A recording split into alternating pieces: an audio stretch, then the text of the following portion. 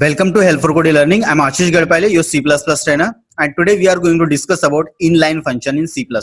So inline function is a new concept introduced by C++ language, and it is used to replace the function body code at the place of function call.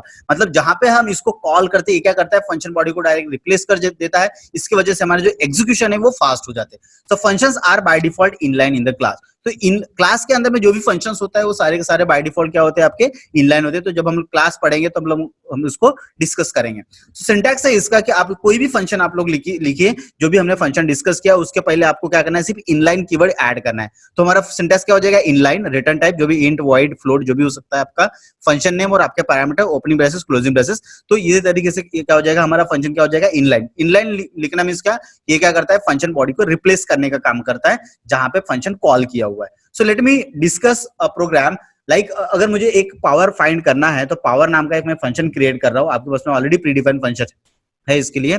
तो मेरे पास में power नाम का एक function है जिसमें मैंने int नाम के दो पैरामीटर पास किए हैं. सी आउट में मैं लिख रहा हूँ power of 2,3, power of 4,5, power of 3,3. इस तरीके से मैं तीन पावर फाइंड कर रहा हूँ. पहला पावर 2, 3 कॉपी होगा किसमें, एक्स वाई में. और हम लोग यहाँ पे लॉजिक क्या लिख रहे हैं कि हम लोग 1 से लेके y तक हम लोग क्या कर रहे हैं, रन कर रहे हैं. इसका हम लोग पावर फाइंड कर रहे हैं, सम इनटू इक्वल्स x, मतलब sum equal to sum into x कह के हम लोग क्या करेंगे, इसका पावर, इसका कैलकुलेशन करेंगे. और जो पावर जो फाइंड हुआ है, जो कैलकुलेशन हुआ है सम में, सम को क्या कर देंगे, रिटर्न करेंगे. तो रिटर्न कहाँ पे होगा, यहाँ पे. इस तरीके से इसको मैंने क्या किया, इनलाइन लिखा है. अब आपको पता है हमेशा कि हमेशा होता क्या है कि जैसे हमने पावर 2,3 अगर लिखा तो ये क्या करेगा, पहले यहाँ पे जाएगा चेक करने कि यस पावर नाम का फंक्शन है क्या, यस डिक्लेयर है. दो इंटीजर पैरामीटर है क्या, यस दोनों इंटीजर टाइप के पैरामीटर है. फिर ये क्या करता है, फिर ये पावर नाम के फंक्शन को कॉल करके ये एग्जीक्यूट करता है. बट अभी क्या होगा, ये जो बॉडी है, ये body as it is replace हो जाएगी कहां पे, पावर 2,3 में. और ये यहाँ पे क्या करेगा, एग्जीक्यूशन करेगा मेन के अंदर में. तो इसका जो वर्किंग है वो क्या हो जाता है, थोड़ा फास्ट हो जाता है. सो let me run this code.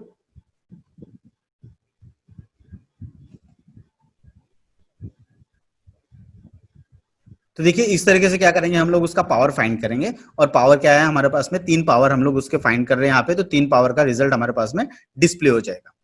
Next है default argument function. Is very important concept in C plus plus. So in C plus plus programming you can also provide default values for the function parameter. मतलब अभी तक हम लोगों ने क्या किया था कि जो भी फंक्शन प्रोटोटाइप जो हम लोग लिखते थे वहां पे हम कोई भी पैरामीटर के साथ में कोई वैल्यू असाइन नहीं करते थे. तो अभी हम लोग क्या कर सकते हैं, डिफॉल्ट वैल्यूज भी असाइन कर सकते हैं इन सी प्लस प्लस.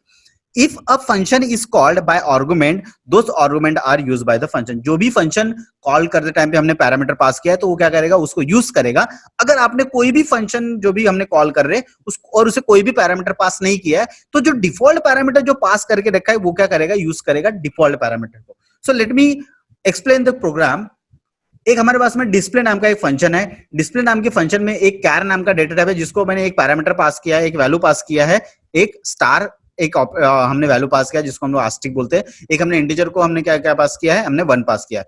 जब मैं लिखता हूं नो पैरामीटर इज पास, मतलब आप डिस्प्ले को कोई भी पैरामीटर अगर आप पास नहीं कर रहे हैं तो ये क्या करेगा, ये क्या करेगा, आपका जो डेफिनेशन पार्ट है उसमें क्या करेगा, जो डिफॉल्ट पैरामीटर में जो पास किए हुए जो वैल्यूज है उसको डायरेक्ट उसमें कॉपी कर देगा. मतलब इस सी में क्या कॉपी होगा, स्टार, इस एन में क्या कॉपी होगा, 1. और ये क्या करेगा, उसको प्रिंट करेगा. फॉर हम लोग चालू कर रहे हैं 0 से लेके एन तक, और आई प्लस प्लस हम लोग उसको प्रिंट कर रहे हैं. ठीक है, और एन का वैल्यू क्या है, अभी 1 है तो मेरा लूप कितने बार चलेगा, 1 टाइम. तो सी को जब मैं प्रिंट करूंगा तो क्या आएगा, नो आर्गुमेंट पास, तो एक ही बार आपका स्टार प्रिंट हो जाएगा. देन हम लोग क्या कर रहे हैं कि फर्स्ट आर्गुमेंट इज पास. अगर हम लोग फर्स्ट आर्गुमेंट पास की अगर हम लोग बात कर रहे हैं तो हमने हैश अगर पास किया हुआ है, ठीक है, तो क्या होगा कि ये जो स्टार है इससे रिप्लेस हो जाएगा हैश. ठीक है, हैश जो रिप्लेस हो जाएगा वो स्टार से क्या हो जाएगा, रिप्लेस हो जाएगा. और उसके बाद में हैश कहां पे कॉपी हो जाएगा, सी में. एन में क्या कॉपी होगा, 1, क्योंकि वो कुछ पास नहीं किया इसका मतलब 1 उसमें बाय डिफॉल्ट कॉपी हो जाएगा. और उसके बाद में 1 टाइम उसका लूप चलेगा और सी को प्रिंट करेंगे तो हैश कितनी बार प्रिंट होगा हमारे पास में, 1 टाइम प्रिंट होगा. फिर जब हम लोग दोनों आर्गुमेंट अगर पास करें तो ये प्रायोरिटी किसको देगा, जो यूजर ने पास किया उसको प्रायोरिटी देगा, मतलब डॉलर और 5 को. तो हमारा डॉलर कितने बार प्रिंट होगा, ये आपका 5 टाइम्स जो है आपका ये डॉलर प्रिंट होगा. So let me run this code so you people have a clarity.